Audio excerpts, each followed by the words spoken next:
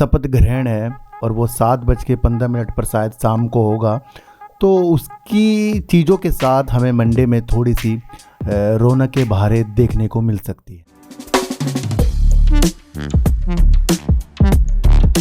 देख रहे हैं डीप सर 6 और आज बात करेंगे सर रतन पावर इंडिया की। सर देखो सर, इसकी बात करने से पहले थोड़ा सा मैं आपको बताऊं कि कल हमारे देश के प्रधानमंत्री जी श्री मोदी जी का शपथ ग्रहण है और वो 7:15 पर शायद शाम को होगा। तो उसकी चीज़ों के साथ हमें मंडे में थोड़ी सी रौनकें बहारें देखने को मिल सकती हैं। पर पूर्णतया जो चीज़ें होंगी वो फिर मंत्रिमंडल का जो विस्तार होगा। ये मैं क्यों कह रहा हूँ बार बार, देखो सर, इस चीज़ को मैंने काफ़ी अच्छे तरीके से आपको अपने दूसरे चैनल सार्थक बाज़ार से मैं समझा दिया है। वो रात को 8 बजे आज एक वीडियो आएगी जिसके अंदर आपको पता लगेगा कि भैया किस किस सेक्टरों में किस किस तरीके से हमें चलना चाहिए। तो थोड़ा सा समझ लो कि भैया अगर कि आईटी के सेक्टर के लिए कुछ चीज़ें होंगी तो वो आईटी मंत्री के द्वारा ही उसमें चीज़ें होंगी। जब मंत्रालय किसी को मिलेगा या वित्त मंत्रालय किसी को मिलेगा या अलग अलग उद्योग के जो मंत्रालय होते हैं वो किस किस को मिलते हैं, तो तभी तो काम शुरू होगा ना आगे। तो हो सकता है मंडे जो थोड़ा सा आपको देखने को सही तरीके से मिल जाए, पर पूरा हफ्ता या पूरा महीना आपको उथल पुथल में देखने को मिलेगा। तो थोड़ा सा आपको अपने को संभाल कर आगे की चीज़ों के साथ देखना है। अगर आपको पूर्णतया कुछ चीज़ें समझनी है तो मैंने आपके लिए सार्थक बाजार से चैनल पर एक वीडियो बना दी है। तो मार्केट में थोड़ा सा कदमों को फूक फूक कर हमें रखना पड़ेगा जो चीज़ें चल रही हैं। देखो सर, रतन पावर जैसे कल भी मैंने आपको बताया था कि भैया लोअर सर्किट लगा रहा है। देखो सर, 21 रुपये करीब का इस कंपनी ने हाई लगा रखा है। 3.95 रुपये का कंपनी का लो है और अचानक से कंपनी तेज़ी के संकेतों में आया है। और वो आया था संजीव भसीन जी के, उन्होंने जो बताया था भैया इस तरीके से हो सकता है। अब कंपनी के अंदर आपको गिरावट देखने को मिल रही है और काफ़ी लोग इससे भयभीत हैं क्योंकि काफ़ी लोगों ने नीचे तो खरीदा नहीं, ऊपर ख़रीदा होगा। देखो सर, चीज़ों को समझो कि कंपनी के साथ एनसीएलटी वाली चीज़ें लग कर चल रही हैं। अब ये एनसीएलटी वाली लग कर चीज़ें जो चल रही हैं, क्यों समझना है। जेपी एसोसिएट क्यों गिरा अभी अचानक आपको देखने को जो मिला, लोअर सर्किट लगा रहा है और उसकी वजह से जेपी पावर भी गिर रहा है। वहाँ क्या हुआ है, वहाँ 6 साल पुरानी याचिका जो आईसीआई बैंक के द्वारा लगाई गई थी उसको मंजूर कर लिया था एनसीएलटी इलाहाबाद ने, तब वो गिरा। पर लग के तो साथ चल रही थी, लग के तो वो तेज़ी में शेयर चल ही रहा था ना। इसी तरीके से आपको किसी भी कंपनी को जब हम लेते हैं तो उसकी बुराइयां अच्छाइयां भी हमें देख लेनी चाहिए। पावर का शेयर है, अच्छे ग्रुप का शेयर है, ये एक लाजमी अच्छी चीज़ है। पर अगर कोई शेयर 3.95 रुपये से 21 रुपये जाए और वो 3.95 रुपये क्यों नीचे आया, क्योंकि वो एक पेनी स्टॉक बन चुका था, मैनेजमेंट में प्रॉब्लम, काम में प्रॉब्लम, इसलिए वो नीचे है ना। तो वो जब अपने में सुधार करेगा, क्या आपको लगता है क्या वो अभी जल्दबाजी में कर लेगा। भैया इतना बड़ा लोन जो कोटक महिंद्रा बैंक से उठाया है और वो कोटक महिंद्रा बैंक को भी पता है इसके पास बहुत कुछ है इसलिए उसने लोन दिया होगा। तो क्या उसकी प्राथमिकता पहले कोटक महिंद्रा बैंक के जो लोन लिया है उसके ब्याज के साथ उसके किसी भी तरीके से साथ उतारने के लिए तो होगी।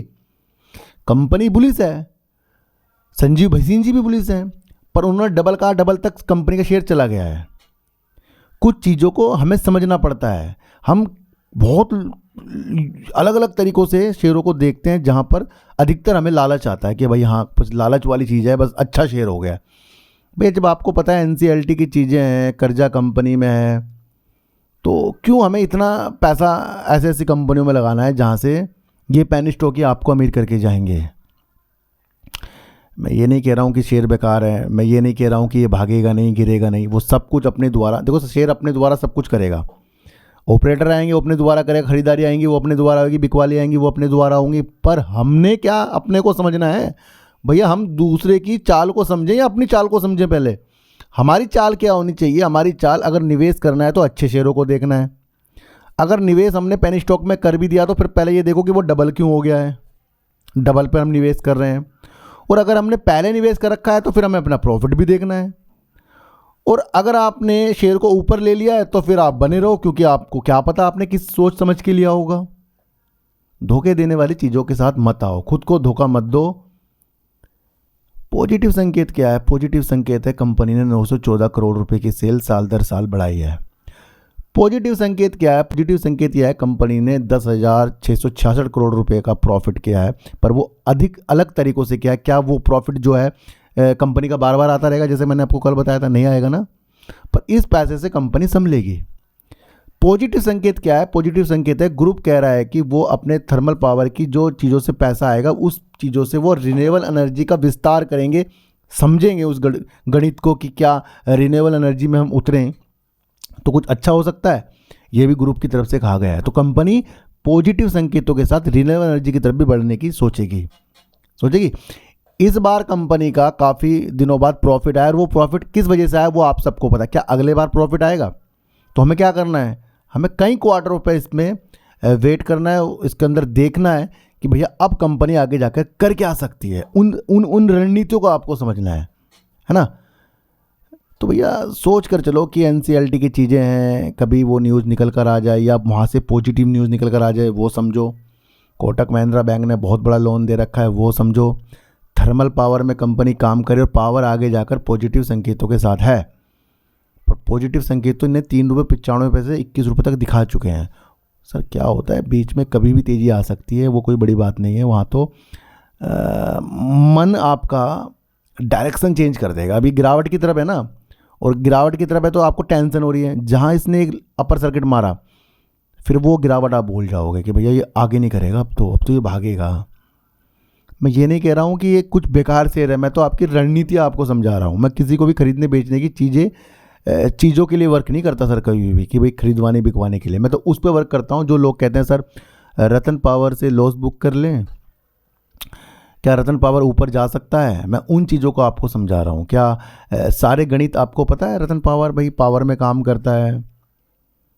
पॉजिटिव और निगेटिव दोनों चीज़ों को सोचो, और शेयर हम क्यों ले रहे हैं उस चीज़ों को भी आपको भैया लाजमी समझना पड़ेगा। अगर जब तक कि आप वो चीज़ें नहीं समझोगे हमने किस वजूद से शेयरों को लिया है, तब तक कि हमें कुछ नहीं आएगा। देखो सर, इन शेयरों से शॉर्ट टर्म में पैसा कमाना रिस्क, बहुत तगड़ा रिस्क होता है।